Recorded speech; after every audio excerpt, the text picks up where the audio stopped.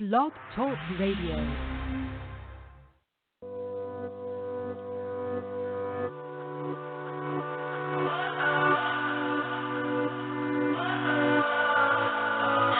What does perfect even mean?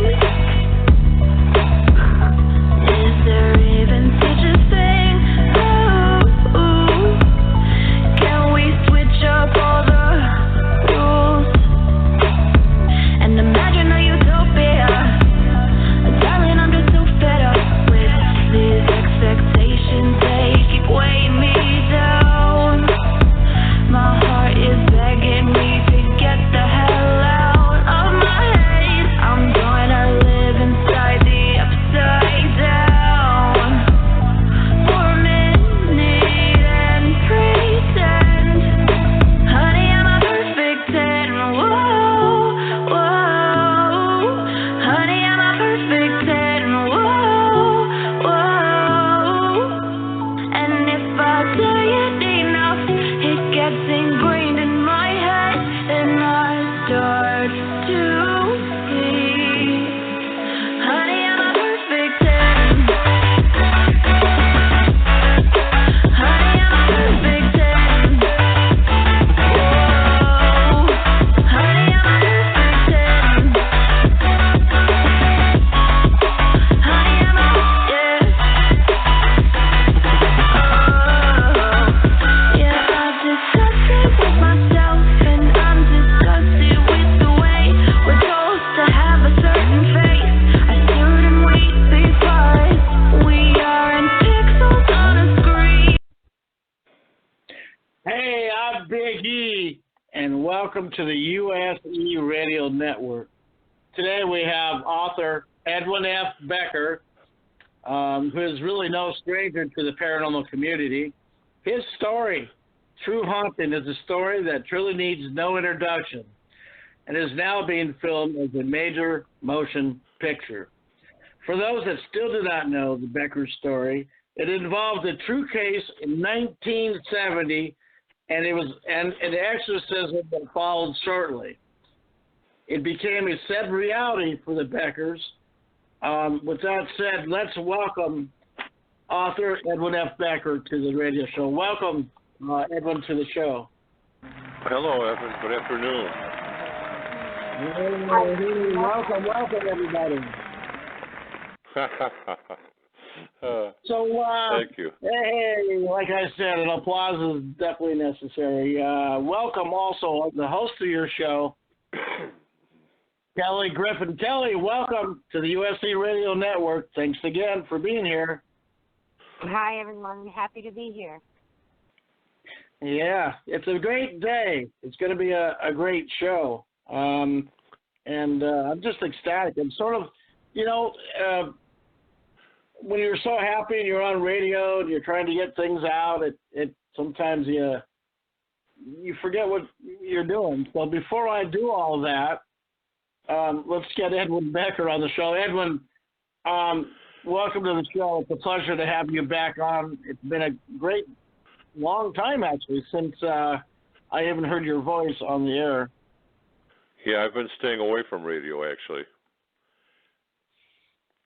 I don't blame you there. Go ahead. I said, we've missed you, Edwin. I love having you on the show. I enjoyed doing it, but for a while, it was wearing on my health. I, have congestive heart disease, and I got to watch my pulse and things like that. And I was touch and go a couple of years ago. Now I'm feeling wonderful, so I'm good to go. The problem is now with the movie is I've got to have something new to talk about all the time. So I think as we'll probably have another show where I'll come on, and as the movie progresses at different stages, I'll come on and talk about those stages. Well, what stage? Yeah, go ahead. What stage are we in now, Evan? I'm sorry? I'm sorry. What stage are we in right now, Edwin? The beginning. It's they've hired a script writer who it's just a very important It's a foundation, actually, because the scriptwriter decides what scenes are going to show, the sequence of those scenes, the people in the scenes, the dialogue, and they set the tone for the whole movie. And while that's going on, there's a group that are looking at locations. So they're looking at where the filming is going to be. It's kind of exciting. Yeah, it is, and sorry, I didn't mean to interrupt there. Edwin, real quick question, and I'll give it the floor back to Kelly. When these production people or the producers or whatever, how did you get in contact with them? I mean, can you go into a little detail as to how you met up with them? Did you contact them? Did they contact you? And what kind of transpired from that point? How did it go at first and things like that? Well, let me tell you, Evan, I had full confidence that the book would become a movie. You know, I had that from the beginning because most of you are too young, but when this took place, what you see on YouTube was played in Chicago, which is a news segment. Chicago had such a response, they were playing it all weekend, every news program, that it was picked up by NBC, the parent, and it was put on their program First Tuesday, which was very much like 60 Minutes. Well, they played an episode, our episode on First Tuesday, which did not play in Chicago. And the response was incredible. So there's a lot of people out there who are expert in film that kind of believe that our event gave license to the media to create the paranormal genre. I mean, prior to that, there was no paranormal genre. So I was pretty confident. And when I went on Paranormal Witness, it wasn't long after Paranormal Witness that an NBC affiliate came at me with a movie contract. And, of course, you know, my family is just the toughest people to work with because they just, you know, clamor, take it, Dad, take it, Dad, take it, Dad, whatever the hell the offer is. And they didn't understand that I wanted the story portrayed in a reasonable fashion to resemble the book. So along comes Paranormal Witness, and then comes Raw TV, and they say we're going to make a cable movie out of it. I wasn't happy with a cable movie. And then when they set the budget, they made the mistake of, I was lucky enough to make a good friend of one of their producers. So when they put the budget down, he kind of told me that was just a bunch of BS, that they wouldn't spend anywhere near that amount of money. So in the end of it, it turned out that, yeah, they were going to make a cheaper movie for cable. I walked away from that deal. The second one came along, and it was a valid deal, and it was with a named studio. And the problem with that one was I wanted my name on the movie. So I wanted to say, inspired by or based on the book True Haunting by Edwin F. Becker. I kind of believed that if they put that on the movie, that they would have to stay within those boundaries. And when I dealt with this other company, they started, because I wanted, they considered it to be a right of approval or refusal.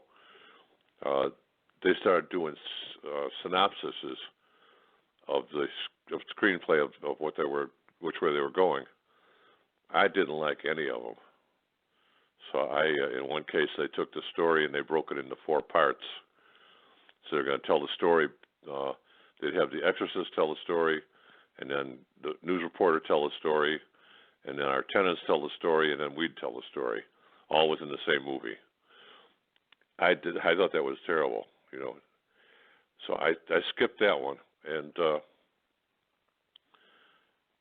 I was waiting for the right one to come along, and it did. So you asked me what I did. I did nothing. So, you know, I'm pretty good at doing nothing, and that's what I do.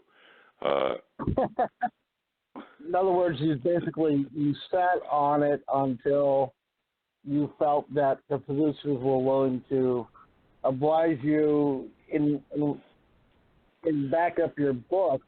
Wasn't it? It seems like you were holding out maybe because you wanted to tell the story from the book's perspective. Now, I don't want to use names, but I will in this case.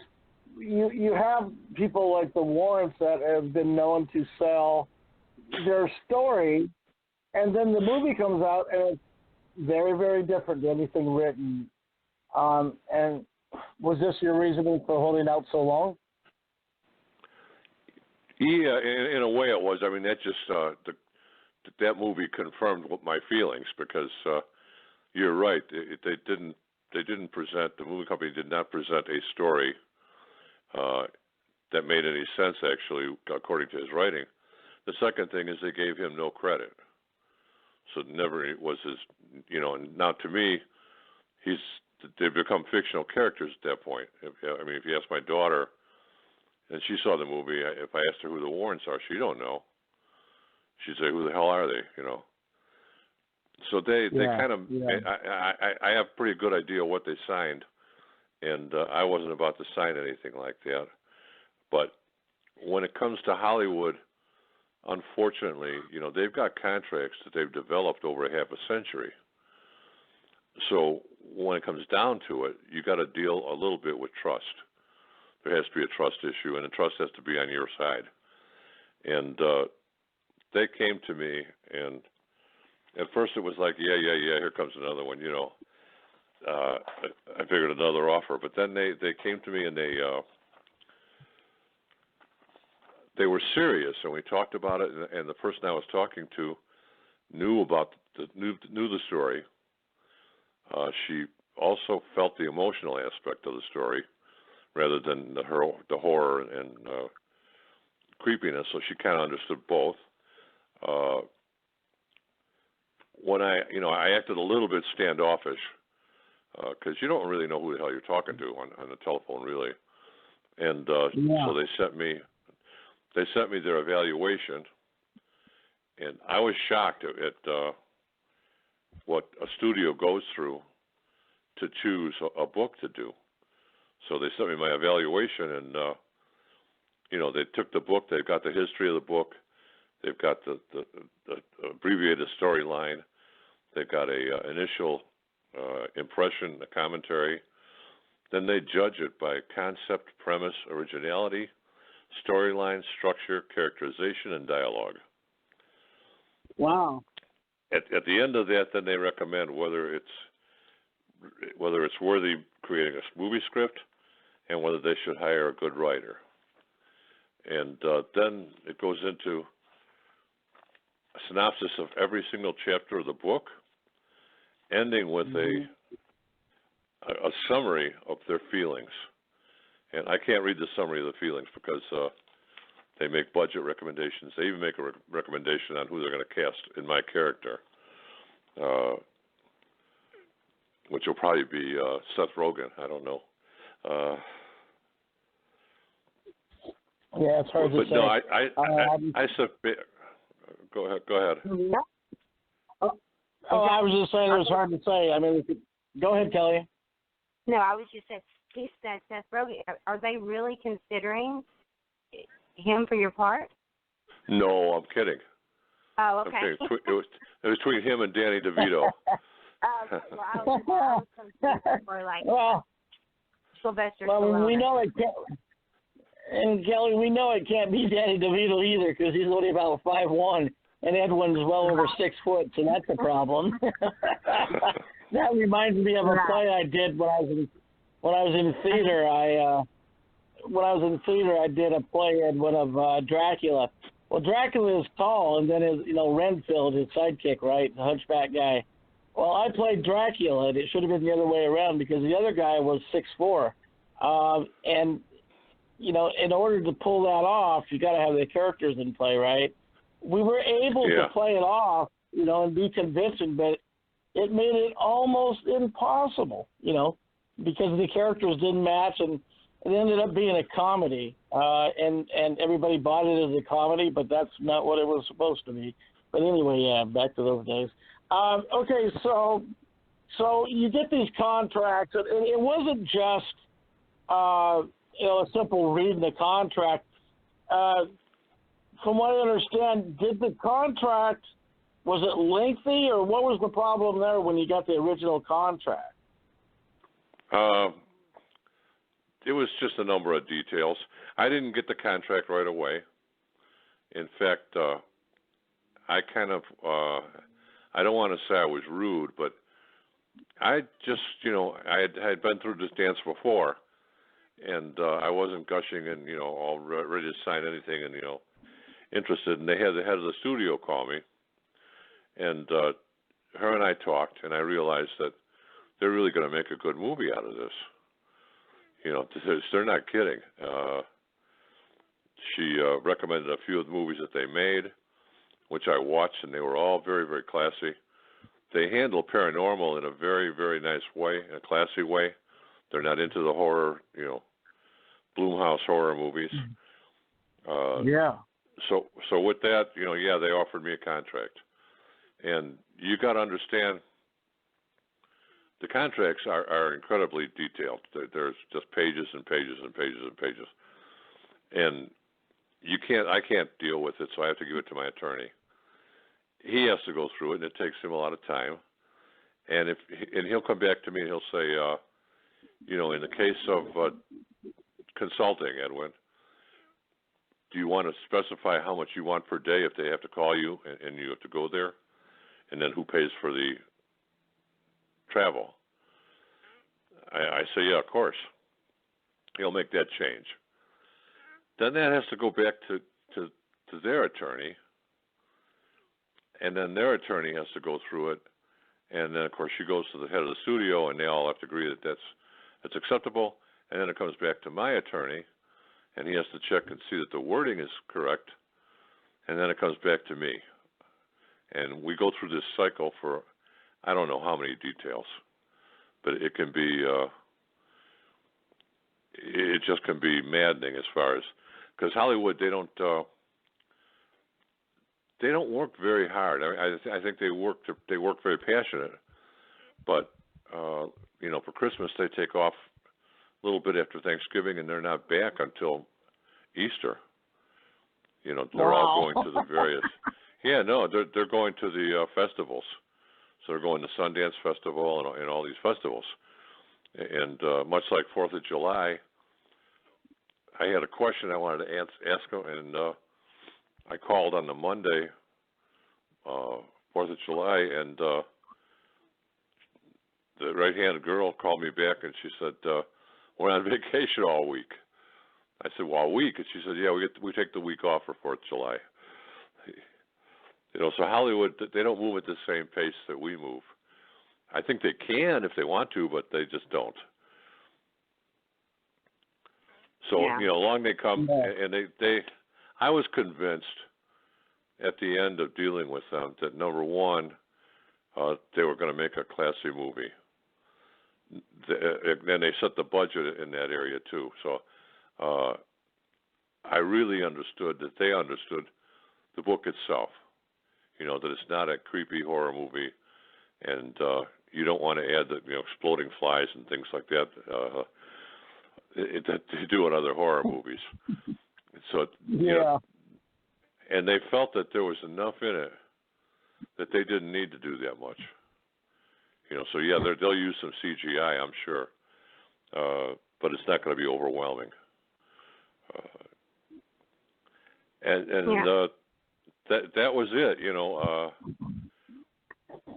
I was kind of fortunate in that I left my family out of it, so I didn't even tell them that it was done until the deal was done. Because everything that came at me, they'd say, Dad, take it. And they didn't understand. If I was a young, hungry man, I'd probably, would have took a couple of deals quicker. But at my age, this book is my legacy. It means a lot how Marcia and I are going to be portrayed, I think it means a lot to me if they understand exactly what we went through. Because no, we didn't have the help, and the church did slam us, and we were broke and we had nowhere to go, and I'd hope all those points would be brought across in the movie, and somehow I think they are, but again, it becomes a matter of trust. Yeah, I can. Go ahead, Evan. No, go ahead, Kelly. I interrupted you. Go for it. Well, I think it's important, really important for people to understand, that Edwin, you've been working on this for years, and you were talking about the boundaries and the truths that you've been fighting for. This is something that you've been doing for a very, very long time, trying to get the truth out. We were talking on last week's show about how fans and people in the paranormal, or just moviegoers, are so tired of seeing all of the, the nonsense and the drama that it's been so important for you to really only have the truth. And I know that's been a long process for you, because in the beginning you were a skeptic when this all started. When your story started in the 1970s and they aired that segment. Before that, when you first bought that house, you were a skeptic. Your wife was telling you about these things and you were like, no, this is, there's got to be an explanation. And you actually witnessed all of these things of a true haunting, and it was real and it was truthful. And, I think that Hollywood is really going to be ready for this. It has a lot, people don't experience what you see at the movies. They experience what you have tried to express in this book and in the movie. And so I know that was so important for you to get, to get that truth out there. Yeah, I when I came into this in 2011, I had no background or knowledge really of current paranormal. So I had no cable, I had no Dish Network. I didn't know any of the programs that were on the air. I didn't know who the celebrities were. I didn't know any of the acronyms. I didn't know what an MVP was and things like that. Or EVP, I'm sorry. I still don't know what the hell it is. I didn't know any of that. And of course, I became familiar with it. And then I started listening to internet radios. And I was hearing other authors. And some of them just, went way out of the bounds with what they were saying. That I would sit back and say, man, that's BS, and I became determined, I think, to present what I presented as this is how it really works. This is the truth. And I've probably been on the internet, I don't know, 100 times in the last 7 years. And if you listen to me, I don't care whose program I was on, my story doesn't waver. There's no details that'll waver. It is what it is. And so I would hope that the movie company would take the book, and there's room for them to do their creative thing. I mean, when I was, tying the door, I didn't know what's on the other side of that door. Hollywood can show it, When I was in the basement, I didn't know it was following me around. Hollywood can show it. We Right. didn't know what the dog was growling at and going nuts and ran away. Hollywood can show that. So there's lots of things that they can do and still stay within the boundaries of the story, which is how I hope it goes. Right. And that is so educational, because we really haven't had a movie that is not only truthful but educational as far as what you can do, because you went through all of the avenues. You had the exorcisms, and you had the priest, and you had the TV. You had all of these. You used every single option that you could use. So that actually is educational for the people that want to go see the truth. But what scene I really hope they put in there is the one that where you're sitting around the table with the people. I think they're interviewing you, and all these things that you've been describing just start happening. And there's no, there were so many witnesses there, you know, and that is a true haunting. That's what people really, really experience. So I think it will be educational for the whole field. Yeah, I mean, like I told the movie company, they said, well, you know, you faced a lot of stuff and you were pretty brave. And I told them, no, I wasn't brave at all. I put on a brave face because if I acted scared, how would my wife feel? You know, and you know, and being a male head of the household, I don't think anybody wants to believe who's the head of their household that they're not in control of their domain. So that ruffled my feathers initially. That, you know, something's here that I don't want. I got to get rid of it. And, yeah, I remember you got angry. You got angry at a certain time in that story, and you know it caused problems. Because I remember the time where about the phone. Can I say that? Am I allowed to talk about? Okay, story where the phone kept coming off the hook, and then you were calling your wife and saying, "Why are you on the phone at this time of day, all day long?" And she's like, "I'm not on the phone." And that was the first big clue, and kind of ruffled feathers a little bit, you know, because it caused some problems. People have to have an understanding of 1970 because I had writings from emails from other readers, and one of them wrote me and said, you know, when the phone is off the hook, it makes this sound. You know, couldn't your wife hear that sound? And no, she couldn't, because in those years, the phones were handled by switchboard. And if you left your phone off the hook, they would only let it do that for 3-4 minutes. Then they'd pull the plug on your phone. So when you found the phone and it was off the hook, you had to put it back on the receiver, which probably lit up a light on their switchboard, and then you had to wait for them to plug you back in and get a dial tone again. And it was tough. Eventually, I had that phone moved into the kitchen, and but it seemed like everything I did. It's like today when I talk to people about their occurrences and things, I always tell them if they have activity in their house, if it doesn't frighten them and they can ignore it, then ignore it. Because if you create something that, if you take the activity and you change it, alter it, or try to prevent it from happening, the spirits will definitely do something else. And you don't know what they're going to do. And that's what I always ask people, you know, about your advice, because it does get into a power struggle, and you got to be careful with who you're trying to show power to, because it can get just as nasty. And when it's something you don't understand that gets nasty, you know, you don't even know how to deal with it. So that's good advice. You ignore it as much as you possibly can, but there comes a time when you can't, actually, as is told in your book. Yeah, and, you know, the bottom line is they're going to win. You know, they're going to win.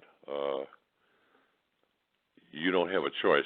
And it's one of the things today that stay away from, and I hope I don't ruffle anybody's feathers in the audience, but some of the things that I hear, like sprinkling sage and stuff like that, you might as well sprinkle some potpourri. They don't care what this thing smells, what stuff smells like, you know. And yeah, in one case, you know, I was listening to a program, and it was a woman from Wicca, and she said, in order to get rid of the spirit, you got to run around counterclockwise and sprinkle burning sage. You know, and all these things, people don't realize that all these suggestions are coming from religions that are basically new religions. You know, they're newer. And when you go back to where it was founded, I don't want to, you know, put the Catholics up on a pedestal, but that's where it started. Okay, in the New Testament, Jesus gives his power to his disciples and apostles, and they do exorcisms, and some of them are detailed. And I don't think they talk anywhere about spirits, just lost spirits. But they do talk about exorcisms and demons and things like that. And the Catholics got their act together when it comes to that, and it's why in the true story of The Exorcist, okay, the boy who was exorcised like 16 times. He was exorcised by every frickin' religion in the world, and eventually he wound up being exorcised by a Jew. And the rabbi basically was unsuccessful, and he told them that they should have the Catholics come in. And the Catholics came in, and they only exorcised the boy if they would agree to become Catholic. So the family had to become Catholic so that they could exorcise him. It's kind of a crazy story. But, I didn't see Jesus saying, hey, sprinkle some sage over there, or whatever. Well, right. Y'all will appreciate this. Not long ago, I was saging. I have fallen into that. Every once in a while, I sage. And so I was walking through the house saging, and my 14-year-old daughter said, Mom, if I hate the smell of this, does this mean I'm a demon? I was like, no, it doesn't mean you're a demon. It just means that it's stinky. So, yeah, I kind of agree with you on that. I haven't seen any difference at all. No. Yeah, go ahead, Evan. I know that. Sorry. And sometimes I interrupt. People that are listening should know that we're on radio. As I interrupt. Again, apologies about that. As far as saging goes and all that, I've done saging, and it's just my belief that I'm not trying to,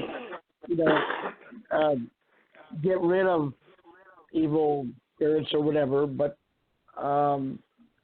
it's believed in my belief that it appeases them, it calms things.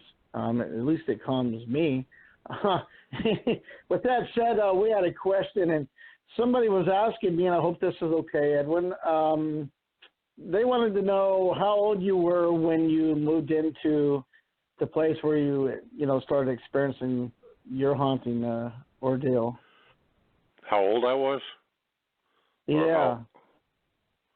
How old you and Martha were? You were 24? Yeah, I was 24. She was 22. Okay. All right. And this story, is this the first place you were together in, or? Yeah, no, it was the first place I ever owned. So, I mean, I had a lot of youthful optimism because I had come from a very, very poor family. Yeah. And no one in my family nobody in my family owned real estate or anything like that. And so I was like the first one that I owned real estate. It was a dilapidated old building, but I felt pride that I owned it. And but I bought it actually on my 24th birthday. I see. Yeah, it was about the same thing with me. My family used to own real estate too, but that was in San Quentin, so I didn't want any part of that either. They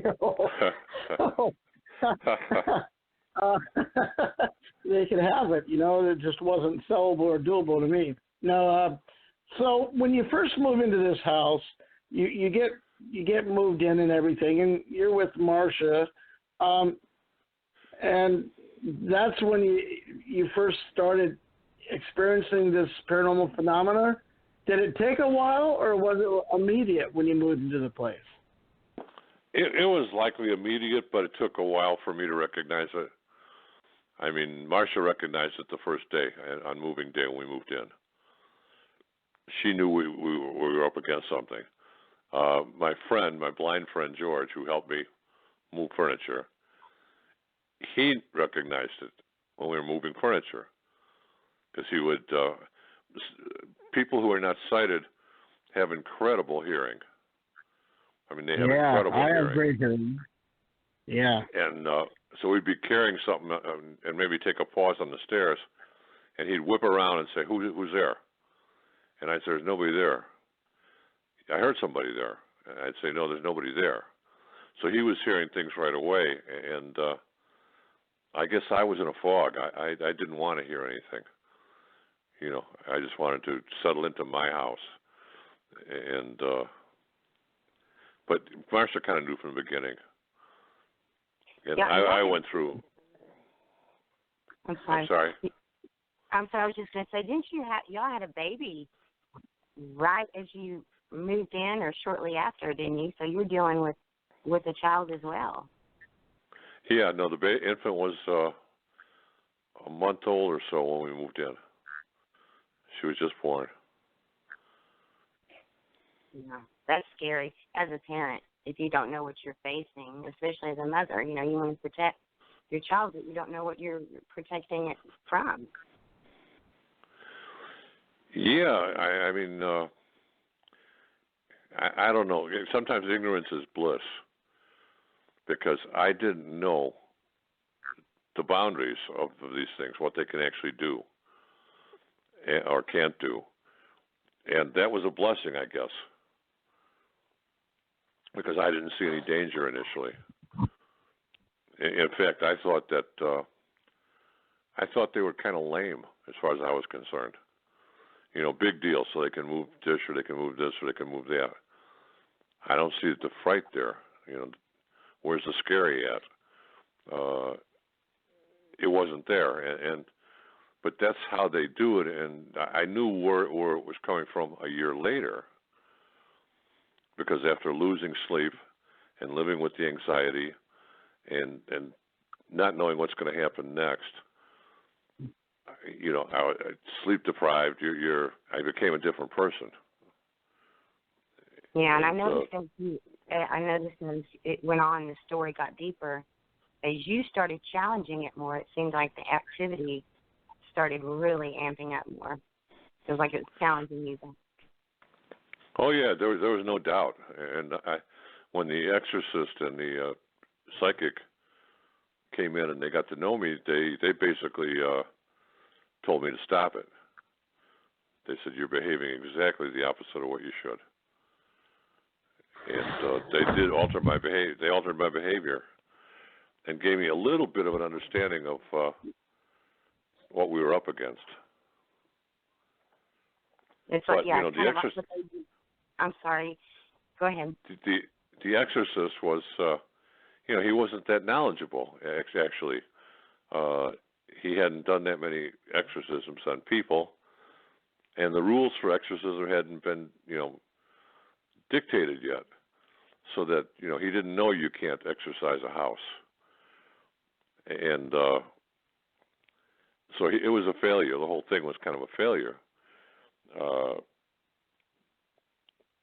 But it wasn't a failure in the sense that they changed my behavior and taught me a little bit. So I felt good about that. Right. In fact, that whole thing, I was upset originally with Paranormal Witness because I didn't understand. I thought Paranormal Witness did a nice job on what they did do. But I didn't understand why they didn't go into detail with the house blessing. The house blessing was just it was slightly humorous, but it was very, very tense. You know, that the holy water dispenser broke. There were a lot of people there. Paranormal Witness didn't, you know, they just glossed over that. And then they kind of glossed over the exorcism, and the exorcism lasted 3.5 hours. And it was a very, very long, draining, at times scary thing. So I'm hoping that with the movie they'll put the various emphasis where it belongs. Yeah, although I already know they don't want to make it a movie about an exorcism. What do you think about? You know, we've been talking about this recently on the show that the Vatican, the Pope is calling on volunteers, priests, because it's gotten so out of control. Because what you were just talking about, when you start challenging and calling out like names I won't say, like people do on TV today for ratings, what you were just saying, you do not do that because it amps it up. Well, we've got so many people doing that now that the veil is thinning and it's getting worse. So now the Vatican, the Pope, is calling on volunteers to help undo, you know, what some of these paranormal celebrities have done. They're opening doors and challenging and, you know, scratch my friends and calling on things. And what do you think about that? It's something that I thought seriously about many, many times, because people, you know, look at Ouija boards as a popular way of communicating or trying to communicate. But the fact of the matter is that your ghost boxes, anything you're using to try to communicate is going to open that door. Now, we've got, I don't know, around 6,000 groups in the United States. If you go to Paranormal Societies, Inc., they've got them listed by state, and those are just the registered groups. They're all out there with ghost boxes and things opening doors. And I've seen a few of the negative things, so I know people who were affected, who wound up getting attachments, who wound up affecting their health, their families. So you know that they're letting something in. I don't think they're all demons, but I don't know what they are. You know, the Pope is, I think he referred to him at one point as, you know, demonic influence rather than possession. And I kind of agree with that, you know. There's a lot of demonic, and we are cultivating it. And so a lot of it in our own society, we're cultivating it. Yeah, we talked about this a few days ago about, you know, the Charlie show and all the things that are, you know, people are getting so obsessed and curious about it. And you have the young kids that are following this show and going home and doing the same thing that they've learned, a movie they just watched, which is another reason I'm so excited about this movie. You know, if kids want to see a movie, this is what they need to see. They need to see the truth. Yeah, it's going to be great. Hey, I want to stop for just a few seconds. Let the people know that have just recently tuned in live that you're listening to the USC Radio Network, and our guest today, of course, is Edwin F. Becker, and we will be right back just after we play a word from Edwin Becker, actually. So we'll be right back. I'm author Edwin F. Becker. In 1971, there was a Chicago haunting so horrific that it was the first ever paranormal event televised by NBC, and a glimpse of a true exorcism. My book, True Haunting, tells the story. It is one that nearly destroyed my life and did destroy the lives of others. True Haunting is available at Amazon.com, Barnes & Noble, or you can visit me at EdwinBecker.com.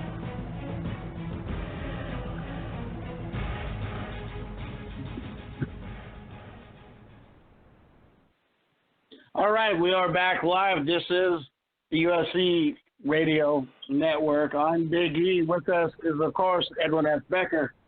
Welcome back. Welcome back, Edwin and Kelly. So more questions. Yeah, it is. So we got more questions on the rise here, obviously. I got a bunch in my inbox, so I'll just ask away. Marsha Becker, how is Marsha Becker doing now? I know it's been a while since it's been years, I think, since I've been sure. Yeah, no, I would ask everybody to pray for Marsha, because her last few years have been tough going. She's been diagnosed with a number of major illnesses, and she's having a tough time of it. And you know what? I don't know specifically, because people think it's strange, but her and I have not seen each other or spoken a word since October 9th, 2015. So I get an update from my daughter every now and then. Yeah, the recent update from my daughter was, Marsha says she wants half the movie, buddy. What? Okay. Yeah, Marsha wants half the movie, buddy. And I told my daughter that's not a problem. It's not a problem. She suffers through this as well. I'm sorry? I said, in the book, it kind of indicated that she did suffer a lot during, during the time that you both were fighting it. Yeah, in the first book, I kind of felt a bit guilty, which is why there's a True Haunting 2.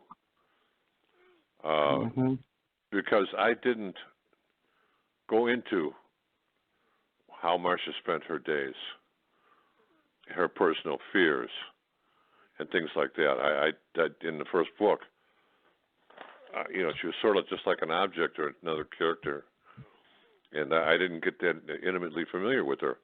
So that's what the second book was about. But the problem with the second book became people read it and people who are familiar with my writing, they say, well, we know you wrote it. And sometimes I'd switch from first person to third person, or I'd go back from third person to first person. And, yeah, I did, okay, because, frankly, Marcia's memory isn't that good anymore. So, yeah, out came True Haunting 2. But she's okay. She could use some prayers because the things she's been diagnosed with are rather serious. We will definitely keep that's her always, up there. definitely will. Definitely and for sure.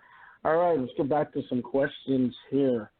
When you moved into that place and you started experiencing problems, that was, again, in 1970, if I'm correct. Did you have people living with you also at the time, or were you living alone there, or what went down during that time? Well, initially when we moved in the first floor apartment, we had to keep the one daughter who was, batshit crazy. I wasn't sure, in retrospect, whether she was insane, whether she was possessed. I didn't know if she was a witch, but she was just very, very scary. And she was an old woman. She looked like she never washed. So she had a house coat on that looked like it was last washed in 1942 or something. Her hair was matted. She had this little poodle that she'd cradle on her shoulder like an infant, and it would bite at her hair like it was biting fleas or something. And she was very, very scary. And she scared the hell out of my brother when she came bursting in the apartment we were decorating. And I had to laugh because when we did Paranormal Witness, they gave me the screener, and they were very, very proud. They said, look who we cast as Myra, And I looked at the screener, and I said, guys, that woman's huggable compared to the real Myra. She didn't even compare. They didn't even get close. And so Myra was there for about almost 120 days, and then it was vacant for a few months, and then in came Dave and Ellen. And, that became another part of True Haunting, too, because I did not know. As far as I was concerned, I didn't mix up with the tenants at all. A tenant is a tenant. They're not your friends. I keep them at arm's length. Well, Dave and Ellen moved in, but it was not even 3 months, and Ellen moved out. She left him, and she thought she can't live there anymore. I never knew that. Yeah, I had no clue. Probably...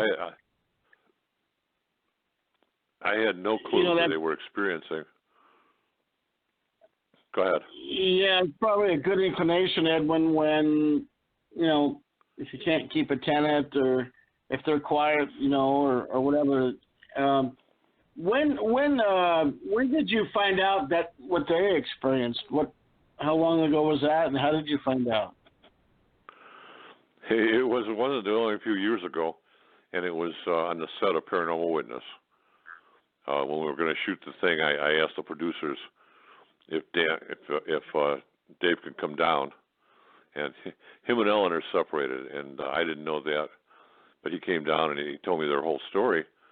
I was just completely flabbergasted, the building Campbell Street broke up their marriage, and she loved Wow. him, and she took the firstborn, and he hasn't seen his firstborn in 40-some years. She sort of disappeared. Oh, wow. Wow. And then he gave me such details that I said, Dan, or Dave, you got to write this up. So he gave me it's 20 pages of details of things that happened there. And I was just amazed. It was like, you got to be kidding me. And he said, no, much like I wasn't sharing with him, they weren't sharing with us. And much more went on in that first floor apartment. So you weren't the only ones that experienced extreme stuff like that. And again, back then, people didn't talk about the paranormal, Edwin, like we do now. Now it's a household thing. You have no problem telling your sides of things. But back in the day, people seemed to be a little more distant, a little more reserved. Plus, it was pretty new to people, it seems. I mean, it was just, perhaps it was just one of the things. You didn't talk about it back then. Maybe that's what the case was, No, you're right. Nobody talked about it, and it wasn't actually until years later that one of my aunts talked to me, and she said, started telling me stories about things that happened to them as children, and things that my grandparents experienced. But it's not something that they talked about openly. Because you just get criticized. You just got criticized, and that would be it. And that was the one thing that I was very sensitive to. It was the reason initially I asked my daughter to put her name on the book. So it was going to be As Told to Catherine Higdon by Edwin F. Becker, which would put her on the spotlight, not me. Because I was afraid of the criticism and skepticism, and I'd had my fill of that a long time ago. I didn't know how accepted it would be today. Wow. Yeah, it was accepted. Yeah, initially I was welcome in the paranormal. I thought it was a very warm community. Now it's changed. Evan, it's changed in the last 5 years. Changed a great deal. Yeah, it really has. I'm looking back at like 2007 and 2011 going, gosh, what happened? Big changes, big time. Yeah. No doubt about that. Too many people, it's too many people thinking that they can use the paranormal as a basis for making money. So whether it's just scamming and getting your crystal ball and saying you can see the future, or whether it's selling tickets to events that aren't going to happen, everybody's got an angle, and even investigators are now certain investigators are charging, and everybody wants to make money. Yeah. Well, you know how I feel about that personally. I'm pretty sure. I think that the paranormal is not something you should dabble in the first place. And I don't think you should make a living off of paranormal phenomena and stuff. I think you're leading yourself to be wide open to experience things that you cannot comprehend or imagine. And, you've seen it in some cases where people get in so deep that they can't get out, because if they get possessed or something, they don't know they're possessed. They don't remember. They don't have flashbacks like that. You see it in the movie. They all know. They walk into the exorcist and say, hey, I'm possessed. If you're possessed, you ain't going to know about it. Let me tell you that. So, yeah. You're going to wind up, with my sister, we took her to doctors. And because of her drastic behavior. And initially they said she's got epilepsy. And what you're seeing is epileptic fits. And they put her on epilepsy medication for a while. Well, when it did nothing, we took her to a psychologist. And they talked to her, and a couple of them, and they came back and they said, she's definitely schizophrenic. Everybody's got an answer, but nobody's going to look toward exorcism. They're not going to look toward the spiritual aspect. Right. That's where the science. What was that, Kelly? Oh, I'm sorry. I thought I was in mute, but when he said, they took her in for and said she was schizophrenic, I said that makes me so mad. I guess I said it out loud because now luckily we have people like Dr. Frederick Woodward we've had on the show before, who's a psychiatrist, and he treats people, and he's written a book on this, that each person's experience is different. It could be a possession, and science is so separated from spiritual that I'm so thankful now that we do have people that will go in and say, "What is your experience?" Yes, you could be schizophrenic, but it could be something else, and people are finally beginning to look at that, and I'm just so thankful for that. Because to label someone with something like that is just it's so dangerous if that's not the case. Yeah, it is. You have to be careful. And I think that's where the Catholic exorcists get tied in. They want to be sure that the person doesn't have mental illness and the like. Can I give some stats on to how many listeners are on the show, or is that bragging? Do I have bragging rights here? I'm sorry?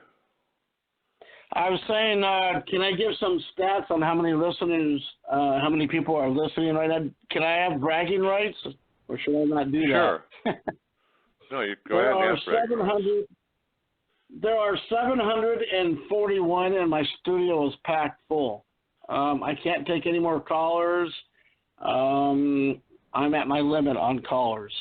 So they're all hanging out in queue and listening to the show that way. We have 113 people listening via their cell phones, and the rest are using their PCs. So I haven't looked at the stats as far as Google, iTunes, and so on. So that's a good turnout. I'm pleased about that. I just want to say thanks to the people that have actually tuned in today to hear this show, to hear your story, and to hear, what's going on and share with us today. It's an amazing thing. I can actually say Nemes and Paranormal Unity have been definitely hit an all-time mark here today, which is great. Okay, back to questions. We have lots of questions today, that's for sure, Edwin. I've got a recommendation, one before we switch over, as far as medical science, considering the spiritual. There's one book that I read. It was called Glimpses of the Devil. It's by M. Scott Peck. And he was a psychiatrist hypnotist who basically encountered a demon. And he was regressing a woman, trying to solve her problem. Her problem was a weight problem. And he encountered a demon. And he went and got help. And it's a good book. It's the only book I've ever read where science meets the supernatural and taken seriously. I'm sorry, go ahead. Oh, no, good. No, go ahead. That was great. No, good recommendation. I'll have to check that out. I'm on stories and so forth. Speaking of books, now the person that did your exorcism with your haunted case, what was the person's name? He authored a book, didn't he?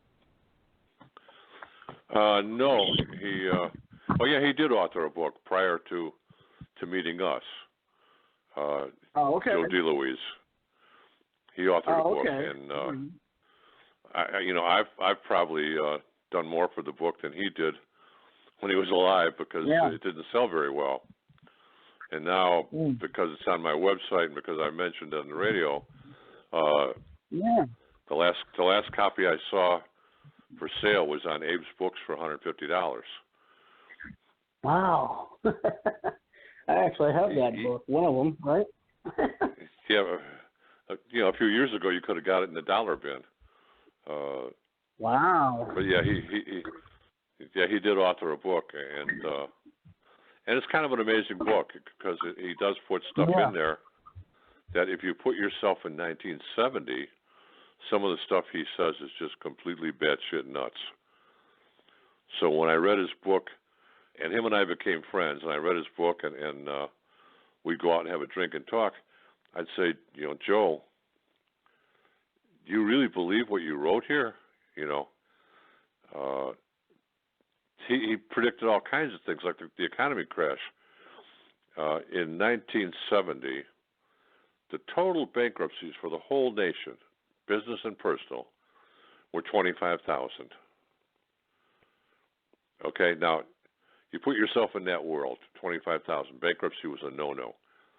In his book, he says there's going to be hundreds of thousands, which is exactly what happened after 2000. He basically talked about New York and raining steel from the sky, and he sort of predicted 9/11. And there's things in it. I mean, the humorous one where I really used to kid him was he predicted sperm banks, and I told him, "What the hell, sperm banks?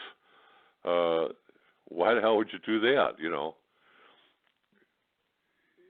He saw all this stuff coming, and but he was absolutely a clairvoyant. Very, very talented man. See you there? Yeah. So, we're here. I'm here. You bet. Not leaving. This is a question, and somebody had for me and for you. The question is, when the psychic did their exorcism, did that exorcism actually take? Was it successful or not successful? And if not, why? It was an utter failure. I mean, it was as failed as it could be. And there were couple reasons why. One is, The Exorcist, you can't exorcise a building. If it's demonic, a demon needs a host, a soul. And so, all the talk of demonic dolls and demonic railroad trains and whatever, that's all a bunch of crap because a demon needs a host. And, he didn't know how to go about exorcising a house when it came down to it. Now, the psychic, Joe was pretty smart because he did go into a trance. He did wind up communicating with an old woman, and that happened during the exorcism. It gave us all the chills, actually, because he started talking in her voice. And but there were a couple of entities there that he wouldn't allow to take over his mind. He wouldn't let them enter his mind. He was utterly afraid of them. So they walked away, and we were no better off. Now, what they did afterward, they stayed our friends, and they, Joseph came by and would hold our hands. But no, they didn't do anything for the building, actually. Yeah. It's just interesting. So, and again, we got lots of questions today. I'm not even going to be able to get through to them all, obviously, but somebody asked me if I thought that looking at modern day right now, they wanted to know, do you think that this is a tough question, Edwin. I don't know if I should ask it. If you don't want to answer it, you just say, hey, let's move on to another question. The question that I was asked was, do you think that the case you had back in the 70s had anything to do with your relationship with Martha presently?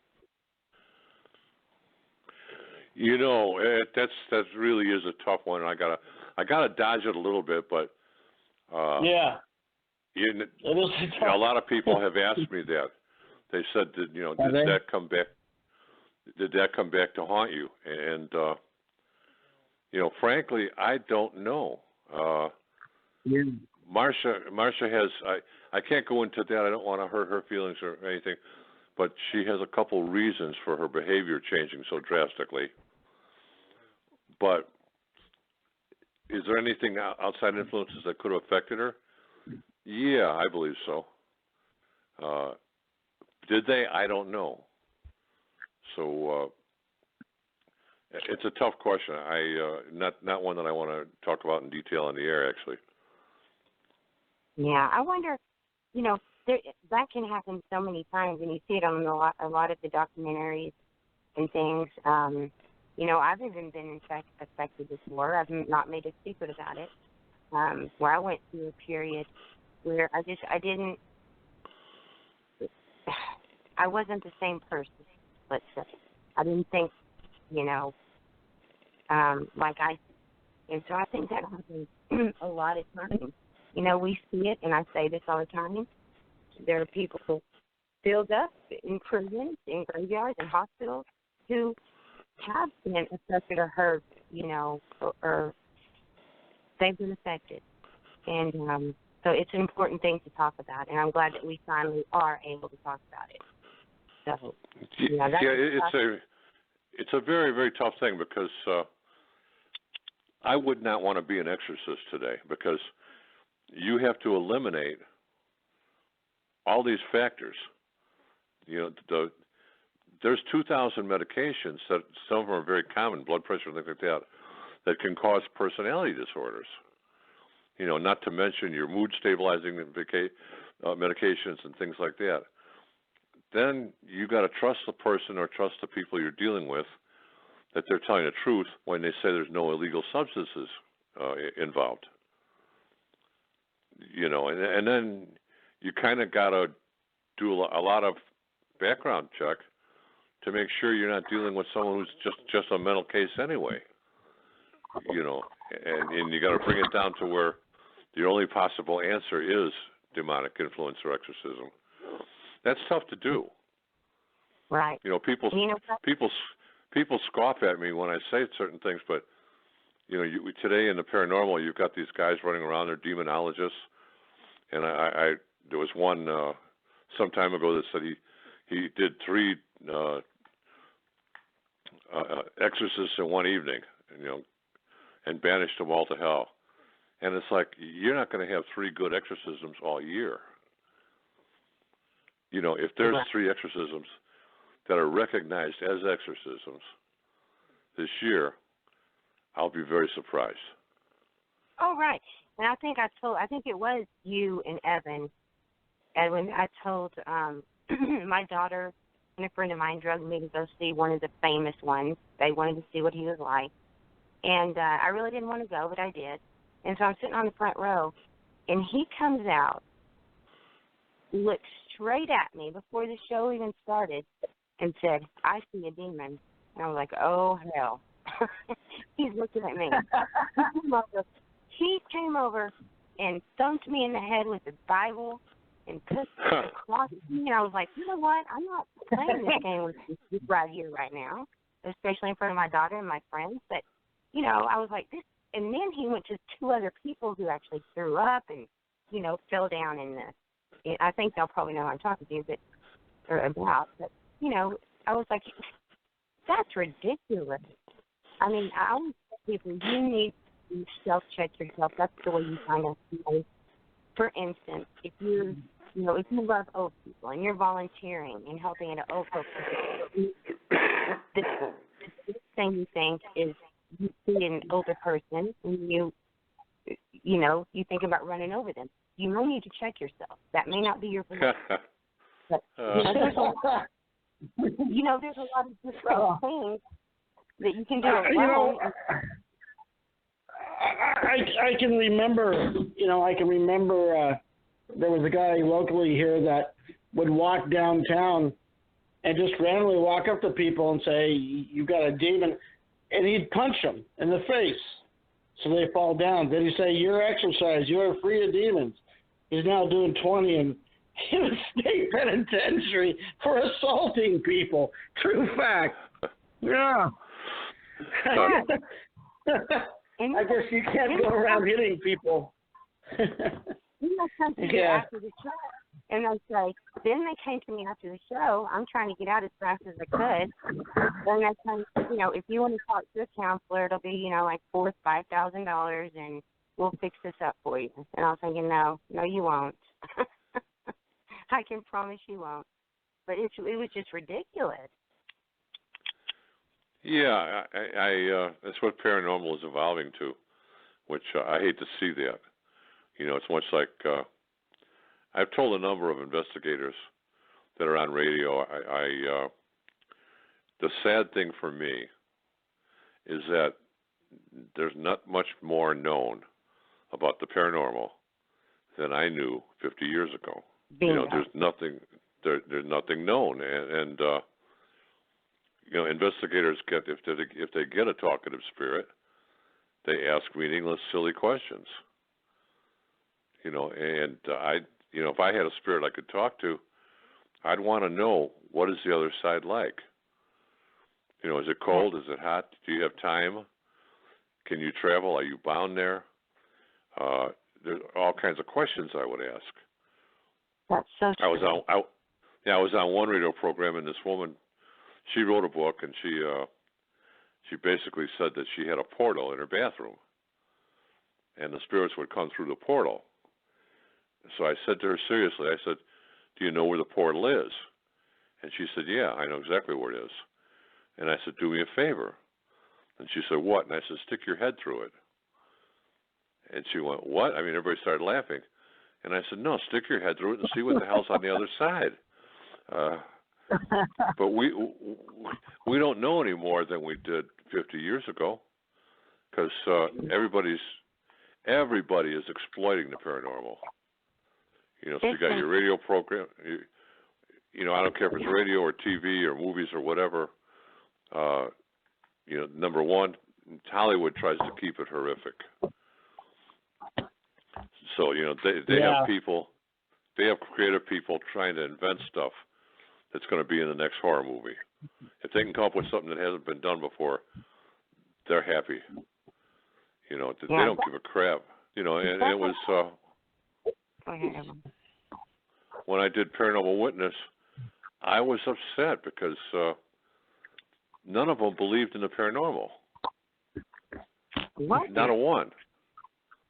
And I had lunch with these producers and directors, and I told them, I said, if you want to keep this series going, because one of the reasons I didn't want to do Paranormal Witness was I went back and watched the first season, and half of the season was good, the other half was a bunch of crap.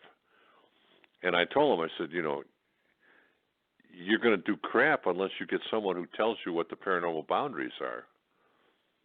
You can't have this and that and say it's paranormal. In one case, in one of their first episodes, they had the house get TP'd, and they considered that a paranormal episode. They had two teenage girls living there, and the house got TP'd. And they thought that was, the work of a ghost. At least that's how they portrayed it. And it was absurd. But all these programs, I don't know if they really believe in the paranormal, or are just exploiting, people's imaginations. Yeah, and that's actually dangerous. If you're not going to believe in something, you better be really, really careful if that's what you're surrounding yourself with. You've got people on here who have actually been through these terrible times or been through something and you don't believe in it. It's like I always say, the scariest thing to me is people who don't believe in demons, because that is where you get caught. You have to have a certain respect, for all of it, because it's real. Yeah, demons for the most part, they go after weak-minded people. Now, I don't mean dumb people or weak, idle-brained. If you're in a state of despair, if you're in a hopeless situation where you feel it's hopeless, that's where the demon's going to grab you. That's why, one of the most common things we have going in the nation is a husband gets fired, He comes home, shoots his wife and kids. That's like a common thing. Right. Where the hell does that come from? Well, he felt he got to a level of despair where, yeah, he was absolutely subject to the influence. Right. Because, I can't imagine ever a parent ever harming their own child. That's like crazy. That's beyond crazy. Exactly. And it's like, you're right. Where did that come from? Well, some people listen to the voices and some don't. And if you think it's all fraud and fake and you hear that voice, you better respect it and you better listen to it and you better check yourself. But what you were saying about we don't know more than we did, that's what we were talking about the other day as well.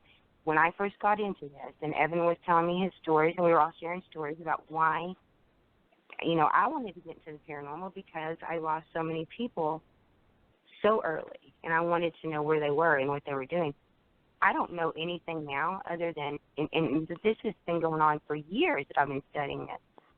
I don't know any more now than I did then other than it's real, it exists, and they're there. Some of them are, like you said. I mean, why are some here, why are some not? I don't know that either. I just wanted to know that they're okay and what they're doing. I don't know anymore at all. No, I mean, the whole genre has leaned toward technology. So you got ghost boxes and meters and things like that. All that crap is run on transistors. So, are they really picking up voices or are they picking up something else? Really?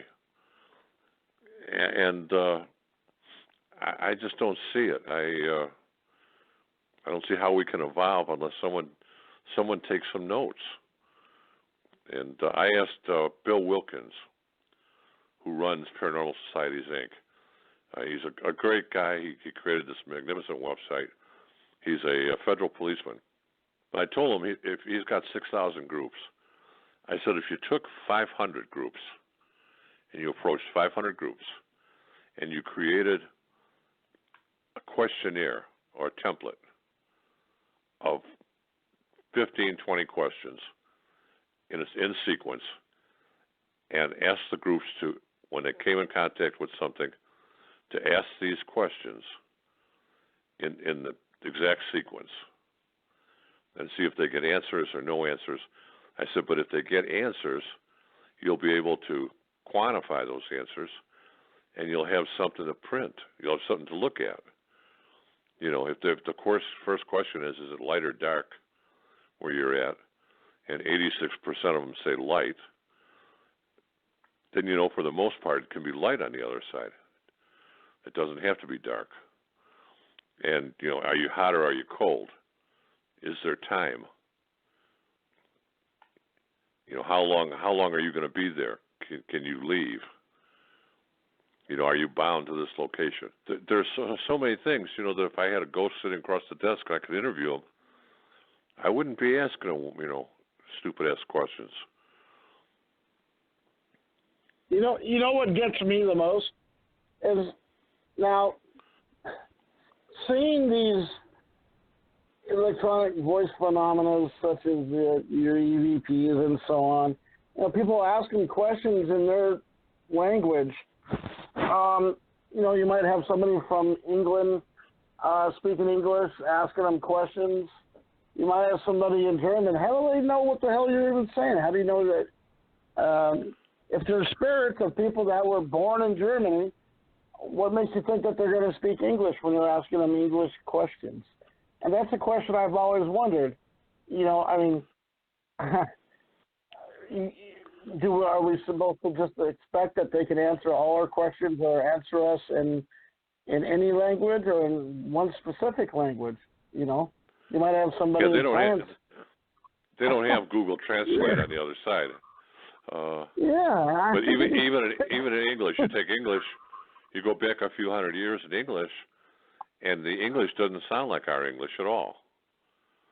Yeah. Words are used differently, and I've got a Bible from 1400, and it's very difficult to read. You start to get a feel for it once you get into it, but it's very difficult to read because words aren't spelled the same. They're not pronounced the same. Right.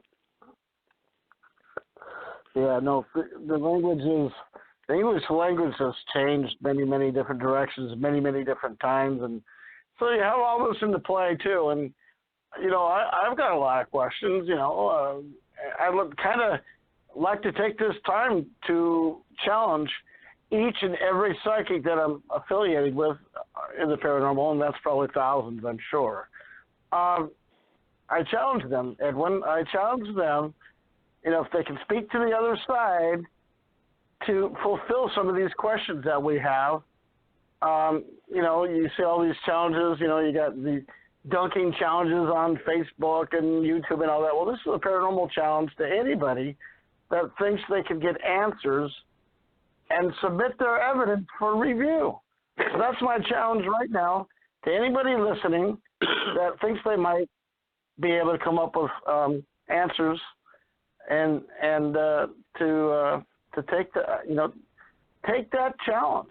Let's get something new started. I'm with you on that 100%.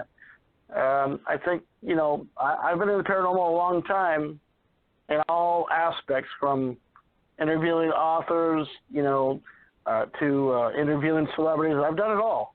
And you're right, we are absolutely no closer to finding out credible evidence than when I first started.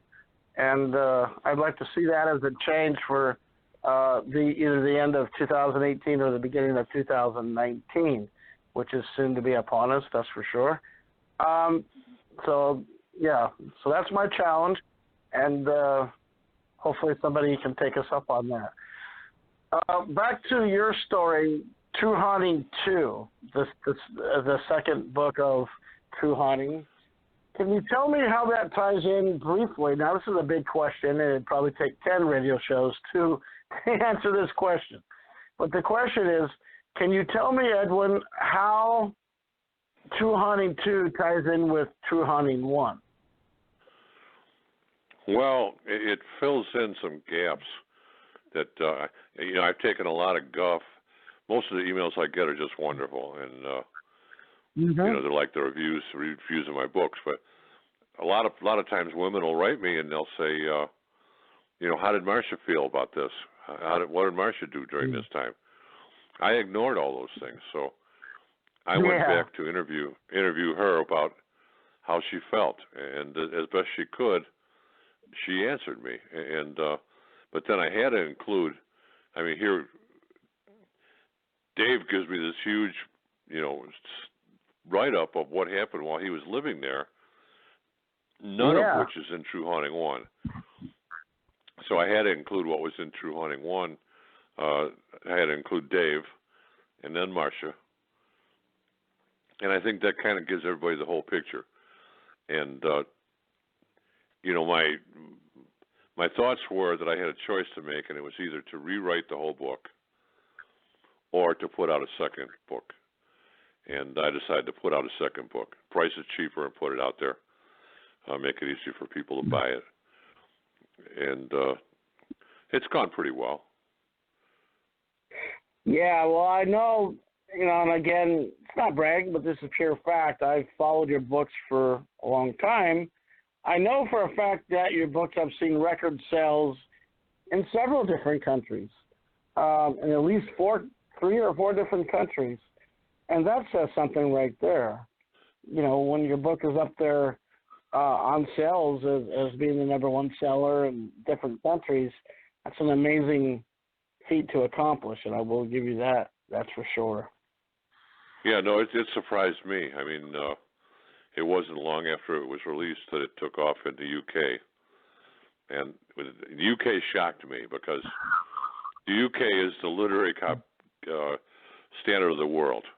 I mean, they have just brilliant history of authors and things. And a self-published author from America going into their world, because they have their own psychic stars and mediums and things like that. And I wiped out their books. You know, True Haunting just shot up there. And I was shocked. I mean, I was really shocked. And because True Hunting is not written to impress anybody. You know, it doesn't approach the literary bar. It's written in a conversation manner, like if I'm talking now. That's how I wrote the book, for the most part. So yeah, if you come to my website, it reads every day like the United Nations. So I look at the flags and the visitors, and they're from India and Philippines and Korea and everywhere. I mean, South Africa. I don't know how. We got dead air. Maybe. No, we're good. Maybe you don't know how because it's simple. It's just a well-written, rounded, true story. It doesn't get any better than that, in my opinion. You still there? I'm happy. Yeah, I'm happy. Yeah. I'm happy with it, and I'm happy that it touched so many people. I'm happy. Almost, 99% of the feedback I get is just wonderful. I've been able to help a lot of people because in the book, things happen in there that apparently are common in the world. So, ghosts love to do certain things. They like to move cabinet doors, open and close them. They like to move regular doors and open and close them. And people would write me and they'd say, we had the problem with our door. And I'd give them my recommendation what to do. And so it's allowed me to help people, and I enjoy that. Yeah, it's a learning experience. I've learned a great deal from the same sort of thing. Kind of a little flashback here. Now, when you were experiencing problems with the door and what was going on with your book, your story in the book, you tied rubber bands to the door. What was that for exactly? I never really understood that part. No, it was a string, and a string. Yeah, the door led from the rest of the house into the kitchen, and if we closed that door, and it was an old oak, overly painted door. It wasn't like a door that would swing open. If you closed that sucker, it would, it was sticky. But Marcia would close the door so that we wouldn't wake up Christine if she was napping, and we could have our dinner, and the door would just open. And I got to where I was just immune. She got to where Eddie, the door just opened, and my attitude was, so what? Let him open the door if he wants to. And one night she just went ballistic on me. And she said, you're taking this stuff for granted. You won't admit it exists, but you're ignoring it. And so I told her, I said, you want the door fixed? And I said, I'll show you how to fix it. And what we had was a little gate that we put across the door when Christine would be in the kitchen, so she couldn't crawl into that part of the house. And but to hook up the gate, we had little loops on each side of the door. So I took a string, I tied it to the doorknob, ran it through the loop, tightened it up, and I said, now, the door won't open now. And sure enough, it couldn't open, but it would vibrate. And when it did that, I was young, I was ignorant. I started making fun of him. So it was like, what kind of ghost are you? You can't open a damn door, And Marcia would start a couple times. She'd start crying. She said, please don't do that. Yeah. And I was like, you can be very, very brave when what you're facing is invisible. When I look back at my youth, what I'm facing was invisible.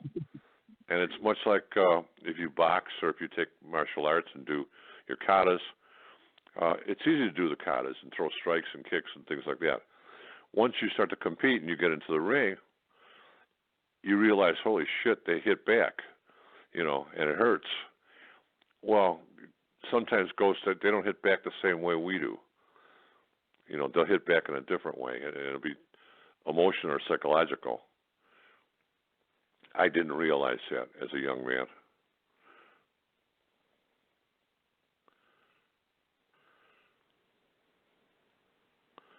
We got dead air again. No. Just pausing for a brief moment here. No dead air. All right. So, the conversation has been flowing so steadily, and I had a lot of questions. I forgot about the book giveaway. All right. So I am going to do the book giveaway a little bit different today than I normally just pull people out of chat or whatever. But the first email that I received to my email file, all right, I am going to give that book to that person. All right. So I'm going to throw out my email to people. And it's easy. It's JENSEN. My name, Evan, EVAN, 30@yahoo.com. I'm also going to post the email on my Facebook front page so people can get the email there. It'll be the first email in order that I come to.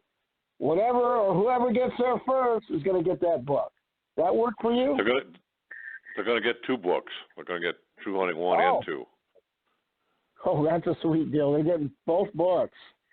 That's a hell of a good deal. True Hunting 1 and True Hunting 2, is that right? Yes.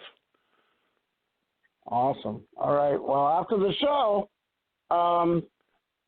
gets finished airing, then I will put the information out on my front page, and then in a little bit I will check my emails, and the lucky first email will be the person that emails me first.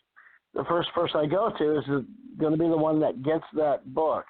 That way everybody has a chance and a fair shot at getting that book. The 2 books, I'm sorry. I keep saying that book. I'm linking the 2 together, but yeah, there's a 2-book giveaway, and we appreciate that. That's pretty cool. True Hunting 1 and True Hunting 2.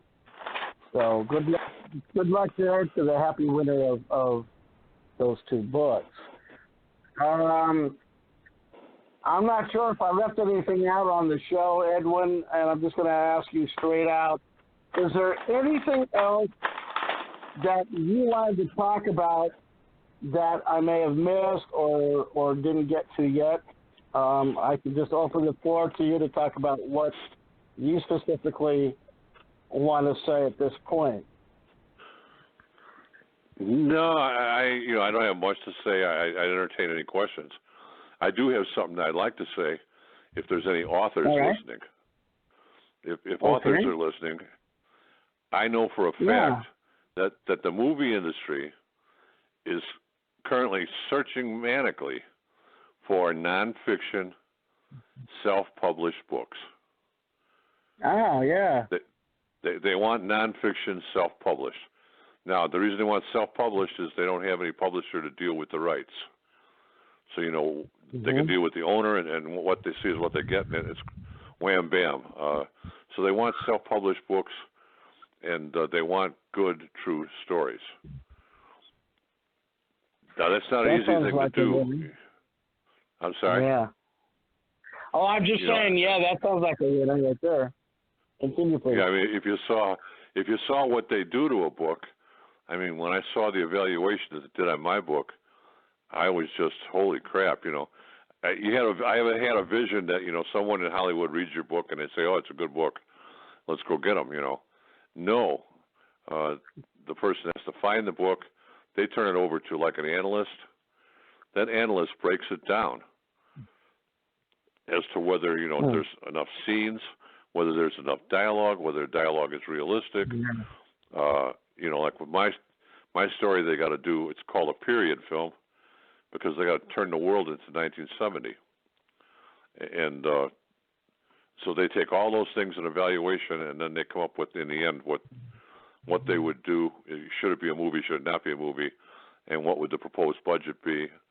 And things like that. And so it's a real strenuous thing that they go through, but they are looking at, they want nonfiction, self-published books. And all I can say is, if you got a good book, you've got hope. And there's nowhere you can go. A lot of people say, well, where did you go? Who did you meet? How did you do this? I didn't do a damn thing. I never have done a damn thing. So, when the book came out, I had PR people come and they'd say, you need a PR person. I said, no. I had a couple of guys, well, you need an agent. I said, no. Well, why the hell not? Well, because if they do anything for me, I'm not going to participate anyway. So if they say, we got a TV spot for you in St. Louis, I ain't going there.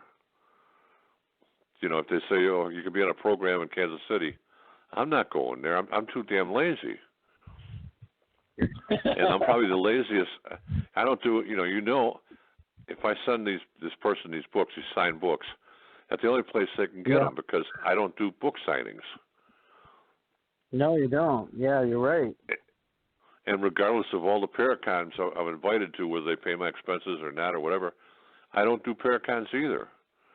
So I stay the hell away from, for the most part, from participating in the paranormal. I certainly won't go any place that's haunted. And with my book, a fella in Chicago apparently researched it, and he did have the address and he had it correctly. He turned it over to his attorney, and the attorney contacted me, and they said, can we do a documentary? We'll fly up to Chicago, we'll put you up at the hotel, we'll pay you so much, and you take us through the building, because it was being foreclosed on at the time, so it was empty. And I told him no. And, he upped the money. He said, okay, we'll give you this much. I said, it's not a question of money. I will never go in that building ever. I'm not giving him another shot at me. And for the person who asked me in the chat room, is what happened with Marcia relative to that? It very well could be. I can't say yes or I can't say no, because these things mask their behavior so much that you can't tell. So. Yeah, definitely. Kelly says that she has a message, she has a question from somebody in chat. So back to you, Kelly, please.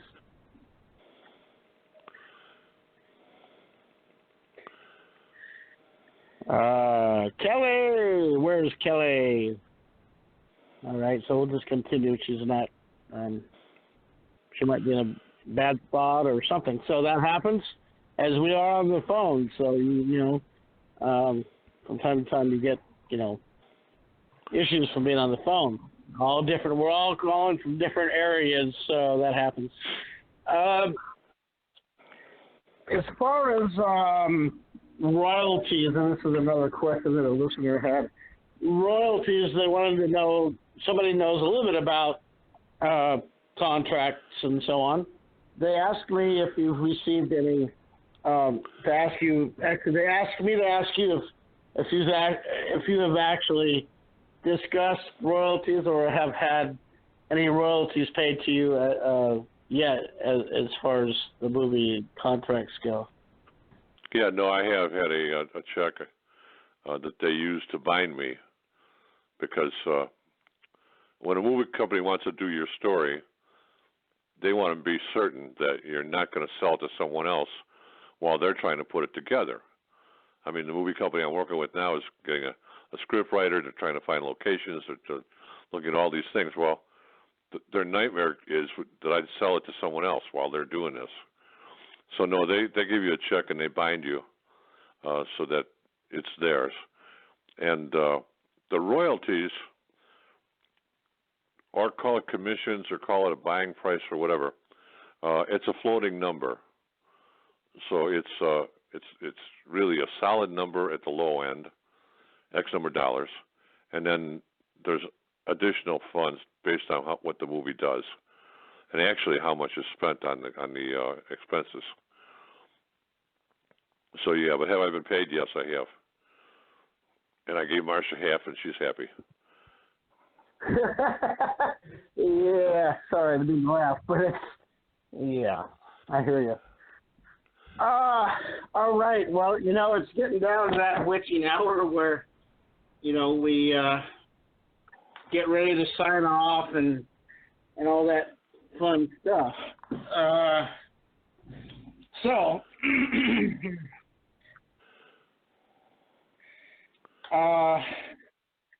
Wow, I've enjoyed the show today, and it's been, an amazing adventure, and I've enjoyed it tremendously, and I think that doing the show today was just phenomenal, and I enjoyed hearing everything that we talked about today. I'm getting Kelly back in the studio again. She had, for some reason, somebody, and this is something strange, Edwin. When I talk to some people, weird things happen on my phones and studio and things like that. You always want to know, is something trying to interfere with our stories, or, it plays a little paranoia maybe, but it was weird. I got back to the studio here, and everybody was on mute except for me and you. That's weird, because I have to physically, click that button. So perhaps somebody just doesn't want us to know. I don't know. With that said, Edwin, I want to thank you for coming in and doing the show today and being a great part of the paranormal community and the things that you do. I know that you've been a great mentor to a lot of people out there. And so it means something when we speak with you. And it's been a while. With that said, Edwin, could you please tell people where they can find your books? Because I know you've got several books out there. And people should have a link that they can go to for referencing, so they can go buy your books, read your material, etc. The most popular place has been Amazon. Amazon has just been remarkable. Barnes & Noble is second. And then, of course, there's my website. And you can also go to my publisher, Author House, who sells it. And speaking of Author House, I'll tell you something cute. I don't go to Author House. I don't read my reviews a lot of times. But I went to Author House, and it said that under one of my True Haunting books, you have a new review. So I went and looked at it. And it was done by a man who grew up in that neighborhood. And he wrote me, he loved the book, but then he said, as a child, I used to walk past that house to go to school. He said, we always knew something was wrong there. I thought that was so telling. Yes, it is. One final question, Edwin. Somebody in chat wanted to know if you actually believed in reincarnation. Maybe just a kind of a brief answer on that one, if you would. I absolutely believe in reincarnation. I think people who don't are kind of narrow-minded because, all you got to do is look at these children, where you got a 4-year-old that can play Brahms on a piano. You got a 6-year-old that can memorize every single president and vice president, spell their names correctly, and tell you their backgrounds. You have people, children, who come back and they possess knowledge that they've already possessed once.